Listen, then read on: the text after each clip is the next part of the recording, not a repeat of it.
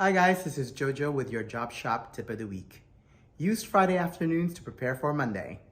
It's amazing how much you can forget in those 60 plus hours between Friday afternoon and Monday morning. To hit the ground running on Monday morning, here are a few suggestions.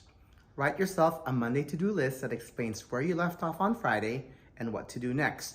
On that note, remind yourself on what was going well, what you were excited about accomplishing or capturing, what you want to go back and redo, or an idea you want to pursue.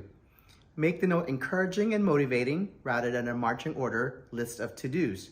This is for you only, remember, so write anything that will motivate you. If you have a project planning software, create a Monday task and update it at the end of every Friday or at an appointed weekly time. You can include a to-do list as well as a more descriptive note as a comment. Hopefully, by preparing on Fridays, you can have a more relaxing weekend, have a great start to the following week. That's it. See you next time.